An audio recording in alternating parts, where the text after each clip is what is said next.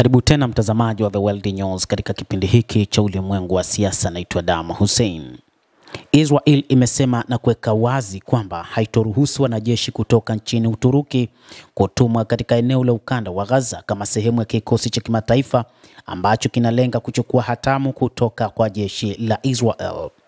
Kwa mujibu wa taarifa iliyotolewa na msemaji wa serikali ya Israel mnamo siku ya Jumapili, imeeleza kwamba hatutakuwa na wanajeshi wa Uturuki katika eneo la ukanda wa Gaza. Msemaji Shosh Bedrosian aliwaambia waandishi wa habari akijibu swali hilo.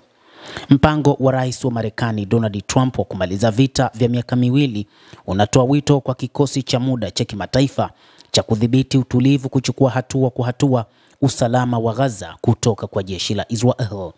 Kikosi hicho bado hakijaanzishwa na nchi nyingi zinataka kiwe na mamlaka kutoka kwa Baraza la Usalama la Umoja wa Mataifa. Alipoulizwa kuhusu pingamizi la Israel kwa vikosi vya Uturuki huko Gaza, balozi wa Marekani nchini Uturuki Tom Barak alisema katika mkutano wa usalama wa Manama mapema mwezi huu kwamba Uturuki itashiriki. Makamu wa rais JD Vance mwezi uliopita alisema kutakuwa na jukumu la kujenga kwa Ankara, lakini kwamba Washington haitalazimisha chochote kwa Israel linapokuja suala la askari wa kigeni katika ardhi ya ukanda wa Gaza. Maafisa wa Palestina wanasema kwamba miongoni mwa mambo ambayo wanahitaji ni kwamba eneo hilo lazima litawaliwe na watu wa Palestina, lakini si watu kutoka mataifa mengine kama ambavyo rais wa Marekani anataka. Uturuki ni moja kati ya mataifa ambayo yameshiriki katika kutatua mzozo kati ya Israel pamoja na kundi la wapiganaji la Hamas, na hata rais wa Marekani Donald Trump amemsifia rais wa Uturuki Recep Tayyip Erdogan kwamba ni moja kati ya viongozi wa kidiplomasia walioshiriki katika kutatua mzozo wa Israel na kundi la wapiganaji la Hamas. Hata hivyo, kumekuwa na maswali mengi ni kwa nini Israel haitaki Uturuki ishiriki katika suala la kuhakikisha amani inakuwepo katika eneo la ukanda wa Gaza, lakini pia kupeleka wanajeshi wake katika eneo hilo.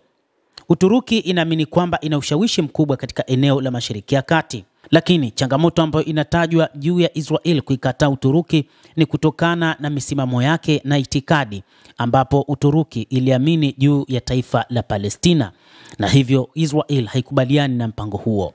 Matatizo kati ya Israel na Uturuki yanatokana na mkanganyiko wa tofauti za kiitikadi, maslahi ya kikanda yanayoshindana na kuzorota sana kwa mahusiano kutokana na vita vya Israel huko katika ukanda wa Gaza.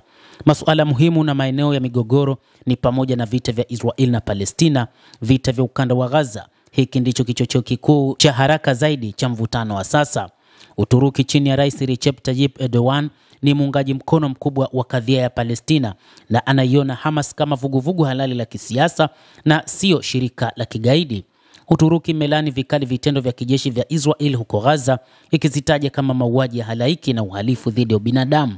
Hii ilisababisha Uturuki kusitisha uhusiano wote wa kibiashara na kidiplomasia na Israel na kutoa hati ya kukamatwa kwa Waziri Mkuu Benjamin Netanyahu na maafisa wengine mnamo Novemba mwaka 2025. Maono yanayoshindaniwa ya kikanda. Nchi zote mbili zinagombania ushawishi katika eneo la Mashariki ya Kati. Moja kati ya eneo ni pamoja na nchi ya Syria, ambapo malengo yao nchini Syria hayalingani. Israel mara kwa mara hulenga makundi yenye uhusiano na Iran nchini Syria, huku Turuki ikiwa na operesheni zake za kijeshi na kuunga mkono makundi tofauti kaskazini mwa nchi hiyo, na hivyo kuzua vita vya kivuli vinavyoweza kusababisha mapigano ya moja kwa moja ya kijeshi. Lakini jambo jingine ni juu ya suala la nishati ya Mediterania ya Mashariki. Uturuki na Israel ni wapinzani katika eneo hilo la Mediterania ya Mashariki, wakishindana kwa rasilimali za nishati pamoja na ushawishi. Lakini jambo kubwa ambalo linatajwa ni kwamba Uturuki inataka kuonekana kama nchi yenye nguvu na yenye ushawishi katika eneo zima la Mashariki ya Kati, huku Israel inayojitapa kuwa na ushirika wa kutosha na Marekani ikihitaji kuonekana ndio taifa pekee lenye ushawishi katika eneo hilo. Ushirikiano wa nishati wa Israel na Ugiriki na Kupro unapinga moja kwa moja madai ya baharini ya Uturuki na matarajio ya kuwa kitovu cha nishati ya kikanda. Chama tawala cha Erdogan cha Haki na Maendeleo AKP kina mizizi ya Uislamu na kinajiweka kama kiongozi wa masuala ya Kiislamu duniani kote, jambo ambalo mara nyingi linakiweka kinyume na mtazamo wa usalama wa Israel na wa utaifa.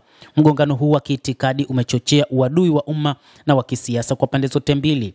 Lakini pia miungano ya migogoro ni kwamba Israel imeimarisha uhusiano na wapinzani wa kanda wa Uturuki kama vile Ugiriki, Cyprus, Umoja wa Falme za Kiarabu na Misri ili kukabiliana na ushawishi wa Uturuki.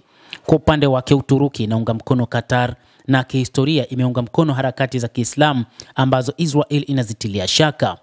Viongozi wote wawili hutumia mzozo wa manufaa ya kisiasa ya ndani. Hisia za chuki dhidi ya Israel zinaendana vema na msingi wa kisiasa wa Erdogan, huku hisia za kumpinga Erdogan zikienea kwa msingi wa Netanyahu na kusababisha maneno makali ambayo yanazidi kuleta mivutano.